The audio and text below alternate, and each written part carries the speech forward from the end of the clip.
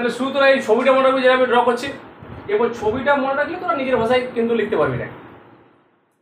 এইটা হচ্ছে যেটা লিখছি, এইটা হচ্ছে ইকুয়েটোরিয়াল, এটা হচ্ছে ইকুয়েটোরিয়াল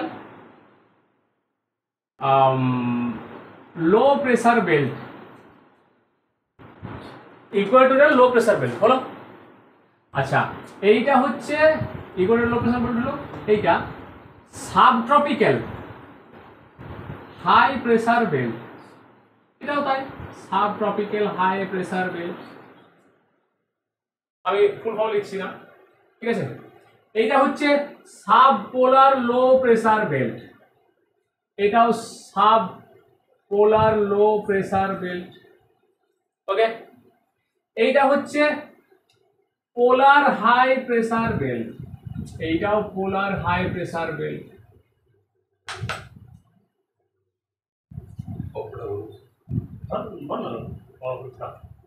আচ্ছা, এইটা 0 ডিগ্রি 30 নর্থ 60 নর্থ 90 নর্থ। ওকে, এটা 30 সাউথ 60 সাউথ 60 ডিগ্রি সাউথ আর 90 ডিগ্রি সাউথ, ঠিক আছে। 30 আর 90 30 আর 90 উপরে নিচে। এটা হলো নিরক্ষীয় নিম্নচাপ বলয়, ঠিক। এটা উপক্রান্তীয় উচ্চচাপ বলয়, এই দুটো উপমেরু নিম্নচাপ বলয়, এই দুটো মেরু উচ্চচাপ বলয়। তাহলে এখানে দেখো যে আমরা কটা প্রেসার বেল্ট পাচ্ছি, টোটাল 7টা। হাই প্রেসার বেল্ট কটা, 4টা। লো প্রেসার বেল্ট কটা, 3টা। তাহলে 4টি হাই প্রেসার বেল্ট আছে আর 3টা লো প্রেসার বেল্ট সমগ্র পৃথিবীকে বেষ্টন করে রয়েছে। এরপর এই প্রেসার বেল্টের উপর ভিত্তি করে পৃথিবীর যে বায়ুগুলো প্রবাহিত হচ্ছে, নিয়ত বায়ু প্রবাহগুলো, সেগুলো আমি দেখাচ্ছি। এই যে এখান থেকে প্রবাহিত হচ্ছে উপক্রান্তীয় উচ্চচাপ বলয় থেকে নিরক্ষীয় নিম্নচাপ বলয়ের দিকে যে বায়ুটা প্রবাহমান থাকে, এইভাবে যে বায়ুটা প্রবাহমান থাকে উপক্রান্তীয় উচ্চচাপ বলয় থেকে নিরক্ষীয় নিম্নচাপ বলয়ের দিকে যে বায়ুটা প্রবাহমান থাকে সেটা হচ্ছে এটা।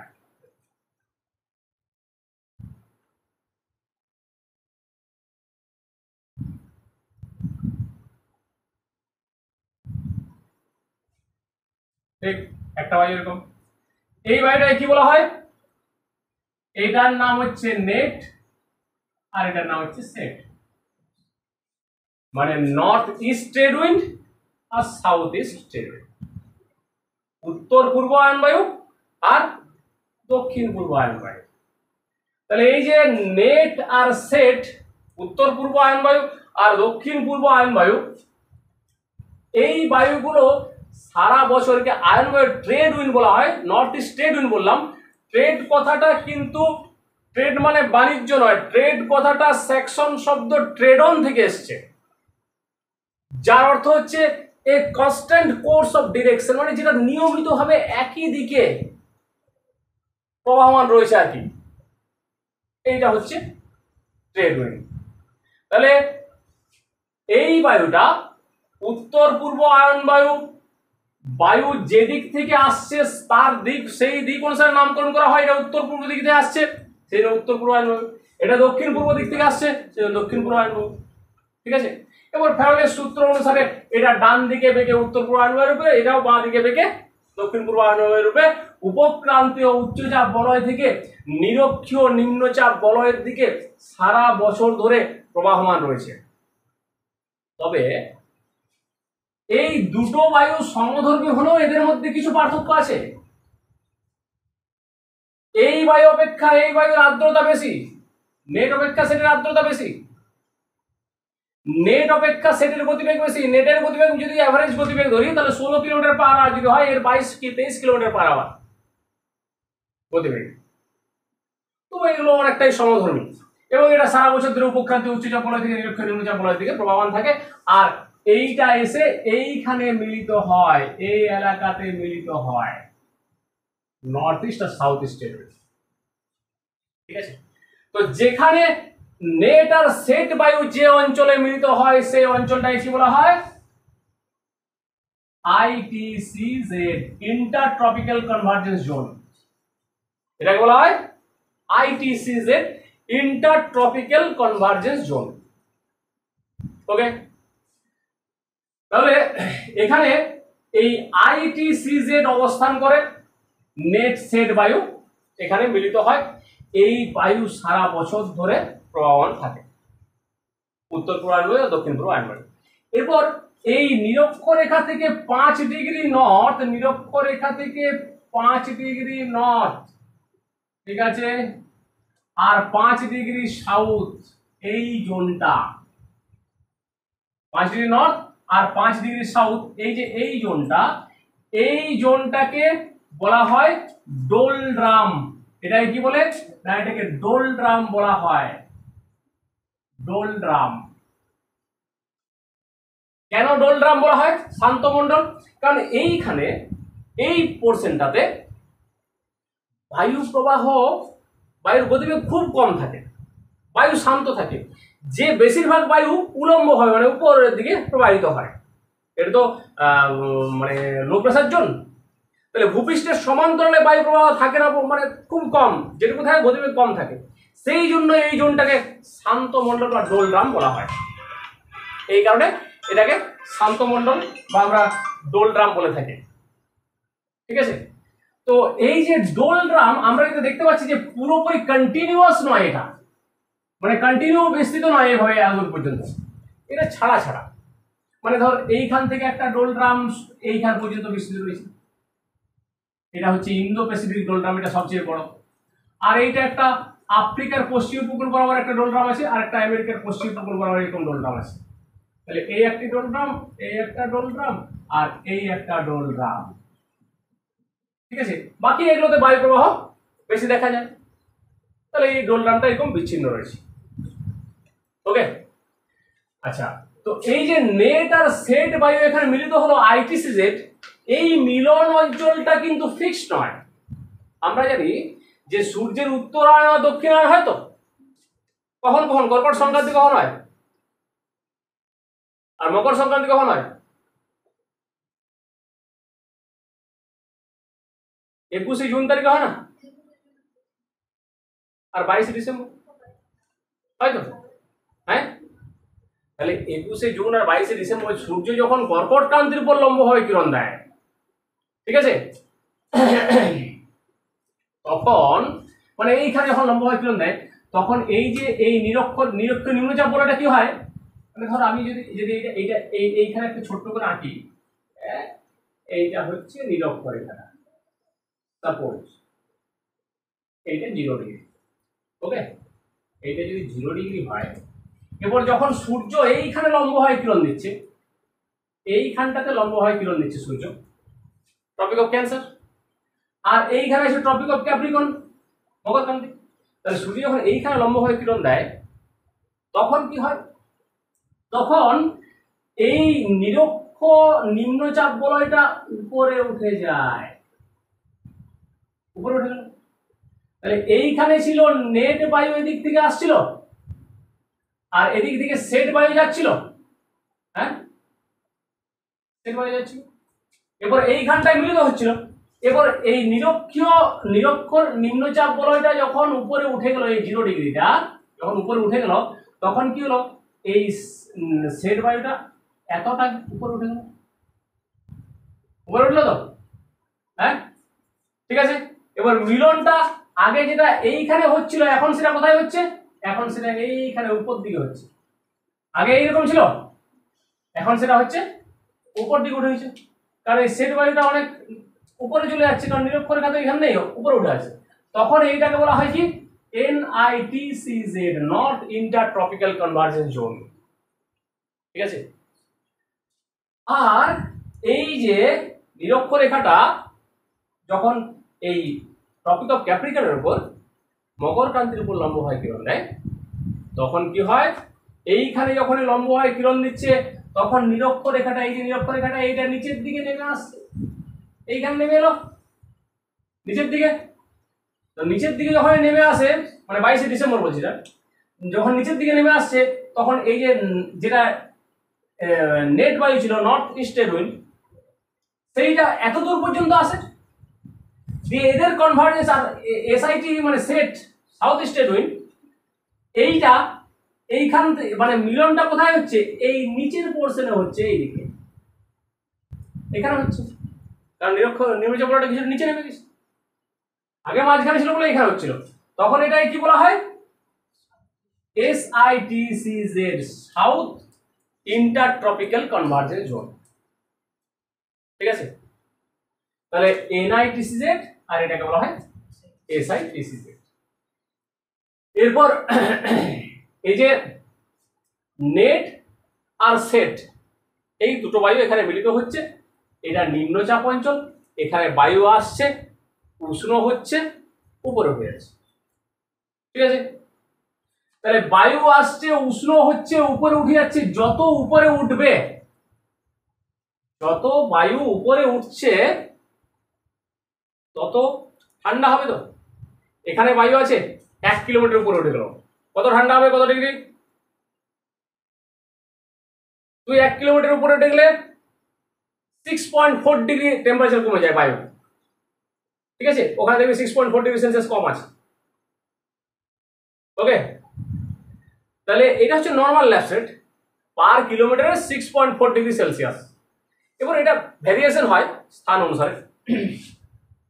তাহলে এখানে এই যে বায়ু উপরে উঠছে, ঠান্ডা তো হচ্ছেই, আর যত উপরে উঠছে তত চাপ কমছে, চাপ কমছে তখন বায়ু প্রসারিত হচ্ছে, প্রসারিত হয়ে শীতল হচ্ছে, শীতল হলেই বায়ু ভারী হচ্ছে, দিয়ে ভারী হয়ে এইখানে নামতে চাইছে, এটা নিরক্ষ নিম্নচাপ বলে, এখানে নামতে চাইছে বায়ু। তাহলে এখানে নামতে চাইছে কিন্তু এখানে নামতে পারছে না, কেন? কারণ এখানে নামতে পারছে না, কেন?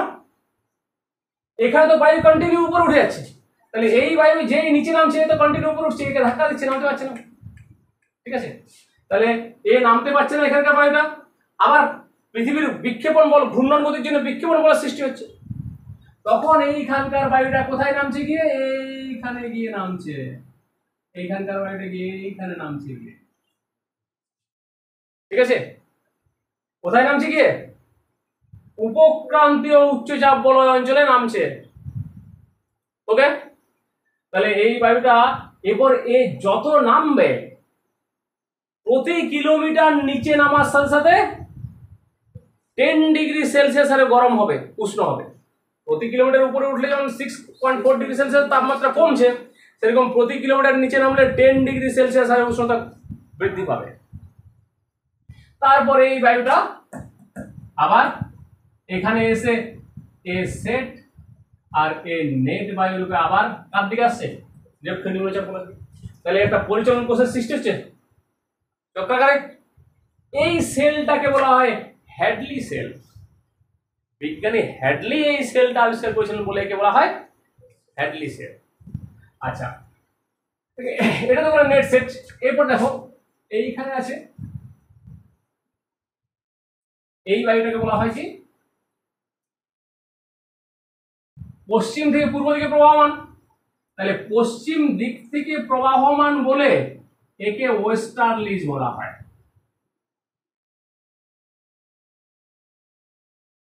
পশ্চিম বায়ু,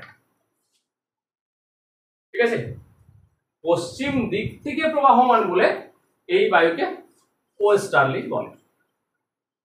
তো এই যে ওয়েস্টার্লিজ, এইটা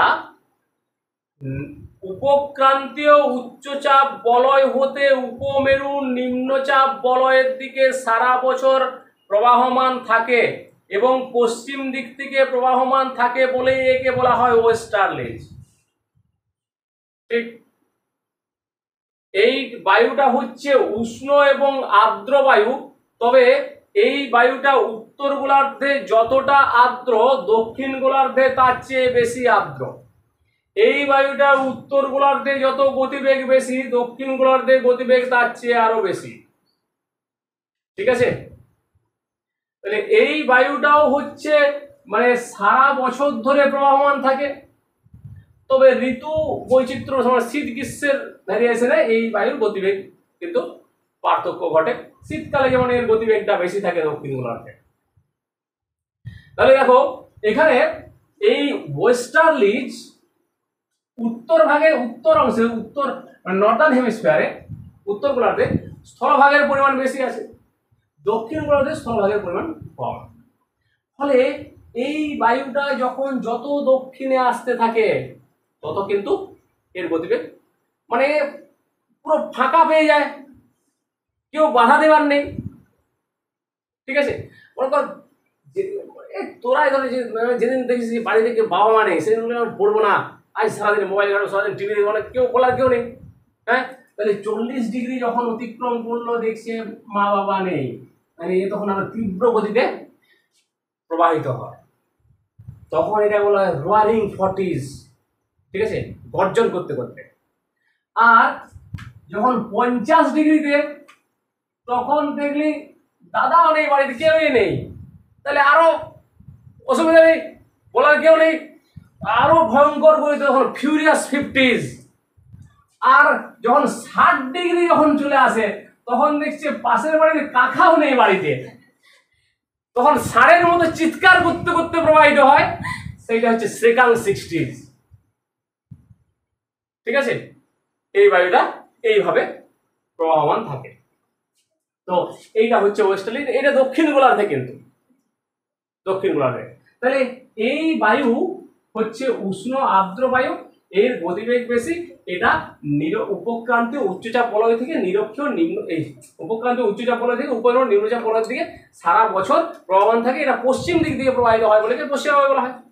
ওকে, এরপর দেখো এই যে পশ্চিম বায়ুটা প্রবাহিত হচ্ছে, এটা নিম্নচাপ বলয়, এখানে যাচ্ছে, এখানে গিয়ে বায়ুটি উপরে উঠে গেল। এটাতে এই ভরা হচ্ছে কিন্তু এটা কাজে দিচ্ছে না। এই বায়ুটা উপরে উঠে গেল, ঠিক, তাহলে এই বায়ুটা উপরে উঠলো, এই বায়ুটা এখানে, এখানে নিম্নচাপ বলয় মানে এখানে উষ্ণতা বেশি আছে, উষ্ণতা বেশি থাকলে এখানে বায়ু গরম হয়ে উপরে উঠবেই, তাহলে গরম হয়ে উপরে উঠে গেল। উপরে উঠে এখানেও তাপ বিকিরণ করে শীতল হবে, ভারী হবে, ভারী হয়ে এখানে কি করবে, এখানে বিক্ষেপণ বলটা তো আরো বেশি, বিক্ষেপণ ঘোরার কারণে যে বলটা, ঠিক আছে, বিক্ষেপণ বল আরো বেশি, তাহলে আরো বেশি হওয়ার জন্য এই বায়ুটা তখন তো এখানে না নেমে এইখানে চলে আসবে, তাই চলে এলো এইখানে, হলো, এইখানে চলে এসে আবার এদিকে প্রবাহিত হচ্ছে, তাহলে এটা সেলের সৃষ্টি হচ্ছে। হ্যাঁ, এইটাকে বলা হয় ফেরল সেল। ঠিক আছে, ফেরল সেল বলা হয়, বিজ্ঞানে ফেরল নাম আছে, বিজ্ঞানে ফেরল আবিষ্কার করেছে। এইটা হচ্ছে, এইটা যেমন থার্মাল ডিরেক্ট সেল বলা হয়, এটা থার্মাল ইনডিরেক্ট সেল, মানে এটা তাপের উপর ভিত্তি করে হয় না। ঠিক আছে, ভিন্ন ধর্মী বায়ু প্রবাহের কারণে হয় এটা। তাহলে এইটা এইটা ফেরল আবিষ্কার করেছিল বলে ফেরল সেল বলা হয় এই সেলটাকে। ওকে, এরপর দেখো, এরপর এইখান থেকে কোন বায়ু আসছে না, এখান থেকে আসছে যে বায়ুটা 90 ডিগ্রি নর্থ থেকে 60 ডিগ্রি নর্থ আর 90 ডিগ্রি সাউথ থেকে 60 ডিগ্রি সাউথ। ঠিক আছে, মানে মেরু উচ্চচাপ বলয় থেকে মেরু দেশীয় নিম্নচাপ বলয়ের দিকে যে বায়ুটা পূর্ব থেকে পশ্চিমে প্রবাহমান রয়েছে তাকে ইস্টার্লিজ বলে। পূর্ব থেকে পশ্চিমে প্রবাহমান রয়েছে তাকে ইস্টার্লিজ বলা হয়। ওকে, ইস্টার্লিজ, এটাকে বলা হচ্ছে পূর্বালি বায়ু, পূর্বালি বলা হয় ইস্টার্লিজ। তাহলে এবার এটা পূর্ব দিক থেকে আসে না, তাহলে এটা মেরু অঞ্চল থেকে আসে, উচ্চচাপ বলা হয়, শীতল মেরু অঞ্চল বলে এই বায়ুটা শীতল হয়, এই বায়ু শীতল হয়, এই বায়ু ভারী হয়। ওকে, তাহলে এইটা শীতল ভারী বায়ু, এই বায়ুটা আসছে উপমেরু নিম্নচাপ বলয়ের দিকে। উপমেরু নিম্নচাপ বলয়ের দিকে এসে এই বায়ুটাও উপরে উঠবে, ঠিক আছে, এখানে গরম হবে, উপরে উঠবে, ঠান্ডা হবে, দিয়ে এর কিছু অংশ আবার এখানে নেমে আসবে, দিয়ে এখান দিয়ে আবার স্টালিং প্রবাহিত হবে। এই যে সেলটা গঠিত হবে এটাকে কি বলা হয়? পোলার সেল। ওকে, এটাকে পোলার সেল বলা হয়, মেরু অঞ্চল হচ্ছে।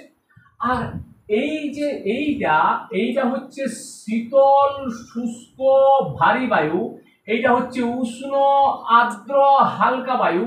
এই দুটো ভিন্নধর্মী বায়ু এখানে মিলিত হয়ে একটা ফ্রন্টের সৃষ্টি করে, ফ্রন্ট, ঠিক আছে, ফ্রন্টের সৃষ্টি করে। দিয়ে এইখানে যখনই এই শীতল ভারী বায়ু আর উষ্ণ আর্দ্র বায়ু পরস্পরের সাথে মানে এইদিকে গেল আর এইদিকে গেল, এইদিকে আসছে এইদিকে আসছে, তখন এখানে কেমন এইরকম একটা ঢেউ খেলানো তরঙ্গের সৃষ্টি হয়, ঠিক আছে, একটা তরঙ্গের সৃষ্টি হয়, যে তরঙ্গটা পশ্চিম থেকে পূর্ব দিকে এগিয়ে যায়, এই তরঙ্গটাকে রসবি ওয়েভ বলা হয়, ঠিক আছে। তাহলে এই যতটা আমরা এটা পড়লাম এই পুরোটা হচ্ছে প্ল্যানেটারি উইন্ড সিস্টেম। ওকে, ঠিক আছে, এটা